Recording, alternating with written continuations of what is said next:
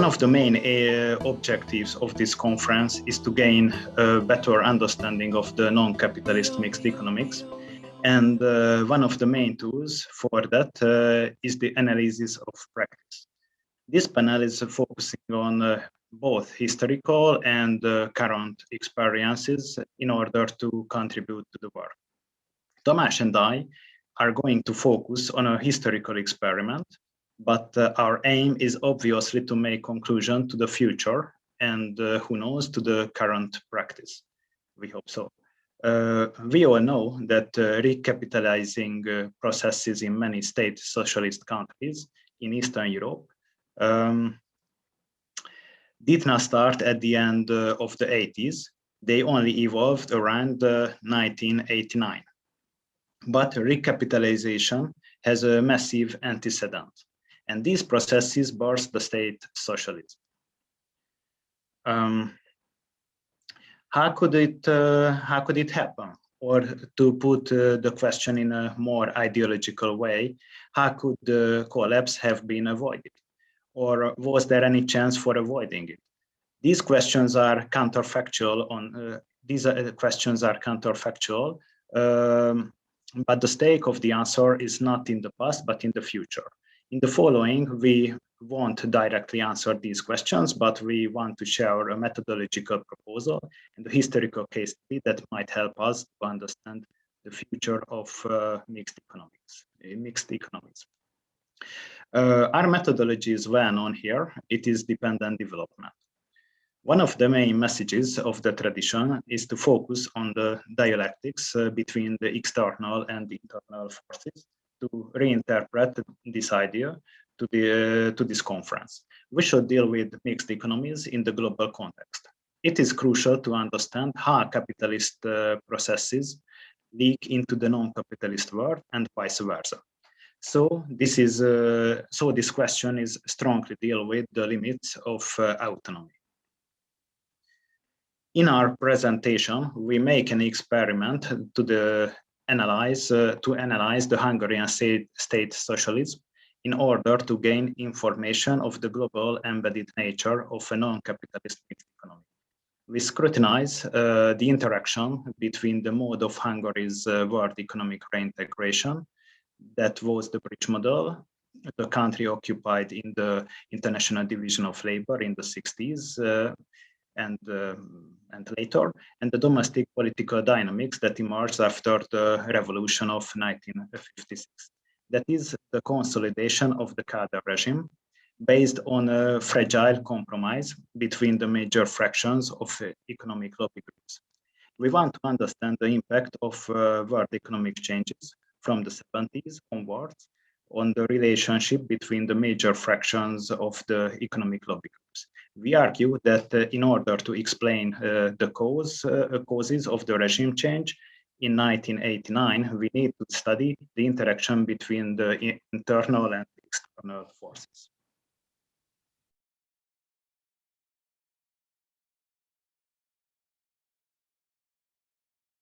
Yes, let me continue with the elaboration of the bridge model and its ties to internal dynamics.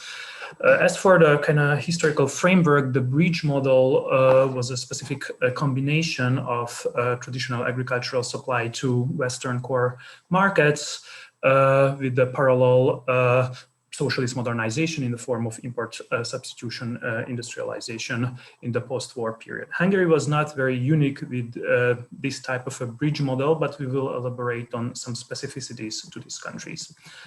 What did it mean within the framework of the International Division of Labor? The country had to import Western technology for its expanding manufacturing sector that targeted COM trade, but it could also rely on Soviet technology for its industrialization purposes. In order to import Western technology, of course, it had to pay in hard currency, which was very difficult at the time to obtain and informed economic policies. Hungary could actually either boost the traditional export, agricultural export to non-socialist economies in order to produce a hard currency, but this was in a bit of a contradiction with the ISI model. And later on in the 60s, it faced challenges and obstacles by the European kind of a protectionist common market policies in agriculture. So the solution for sustaining this model was the actual re-exporting subsidized Soviet raw materials, crude oil in specific, for the sake of industrialization purposes. And the Soviet Union in the immediate post-war period used subsidized oil as a form of compensation or transfer instead of the Marshall Plan. So this model, this combination of the two trade orientations depended on favorable terms of trades, which was actually the case in the 1960s, throughout the 1960s, but it suddenly changed in the 1970s due to mostly oil price rises and the two oil price shocks in the 1970s, which turned the terms of trades into the negative actually in both directions, which put a large deficit and a pressure in the balance of payments. On the Soviet side, what's interesting to emphasize is that the Soviet Union decided to suspend these oil transfers in the 1970s in order to close the gap between subsidized prices and market prices. So the way to sustain this model, which was very important for the internal political compromise that I'm going to talk about in a minute, was to use cheap credits, international loans, to sustain and to fill the gap in the balance of payments. The source of this credit was the so-called petrodollars, the kind of extra financial revenues of oil producer countries that could not invest in Western markets due to the period of stagflation at the time. So through the allocation of Western banks, these cheap credits expanded in the global semi-periphery, including state socialist in Eastern Europe. This proved, though, temporary solution to ease the pressure on the balance of payments, mostly throughout the 1970s, but by the end of the 1970s, especially in 1979, the financial market situation changed and deteriorated, mostly thanks to the so-called Volcker shock, the policy of the Federal Reserve, which ended the period of cheap credit and put a large burden on semi-peripheral countries. So these countries, including Hungary, lost the kind of control to manage their external debt, and it became even more difficult for them to access hard currencies to pay their debt and to sustain their industrialization. So the end of this process was very quickly to join the IMF. In the case of Hungary, it was in 1982. So this was the external model, the bridge model. Let us look at the more specificities in the internal political dynamics. The model rested upon the so-called compromise, the Kádár compromise between major economic groups, mostly agricultural and industrial groups. The agricultural lobby, economic lobby group was a somewhat more traditionalist, like the legacy from the pre-war period. They preferred liberalized trade with their Western partners, and their ability was to actually produce hard currency through these exports. They were part of a larger alliance of reform economists at the time, and the liberal wing of the Politburo, later joined by so-called monetarist technocrats in the 1980s. In the contrary, the industrial lobby group, comprised of large state-owned enterprises, were more in favor of protectionism under the aegis of the ISI, import substitution industrialization, and they were more focused on the Soviet trade and trade in the Comecon. Their political strength actually was rooted in their alliance with the large industrial workforce and the managers of these companies, and they were closely allied with the trade union federation.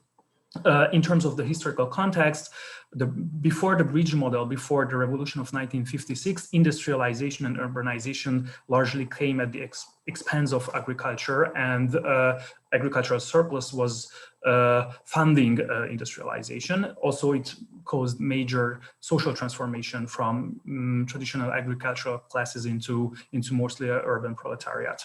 After the revolution, which was really the reason for the model to emerge, agriculture became the recipient of investments, but at the same time, industry remained the priority of the ISI model. So what happened after 1979? We see a shifting balance of forces, and we see how fragile this balance really was between these major lobby groups and their political allies. Under the pressing crisis of the balance of payment, we see the ISI model gradually eroding and the industrial lobby losing much of its political influence. Although agricultural lobby became more powerful, especially in comparison with the 1950s, its political influence also remained relatively limited due to the debt crisis in the 1980s. So what happened with this political compromise, ultimately, that there was a new alliance, mostly these reform economists, Western educated monetarist technocrats, and the liberal wing of the Politburo, supported by the agricultural lobby, that gradually gained power inside the state, mostly after joining the IMF in the second half of the 1980s, which culminated into the political change, in the political aspect of the regime change in 1989. So all in all, changing external circumstances, financial crisis, debt crisis, helped this group to increase its power. They acted as a comprador elite, having close political ties actually with Western donors, such as the IMF, and becoming very skeptical of the Soviet type of modernization and social vision. I think it's time to put these various theoretical and empirical summaries into our conclusion. The question in this conference is, of course, how did we use the concept of mixed economies, or what this concept can help us better understand about this transformation? In terms of the methodology András already introduced, we need to highlight the fact that we don't treat economies in isolation as isolated units of our analysis, but we focus on their interconnectedness in global processes, in this case within the particular framework of the world economy. So our methodology really sheds light on this interconnectedness and the subsequent interdependencies of the external structural processes and internal social and political dynamics, how they are dialectically tied constituencies of historical forces.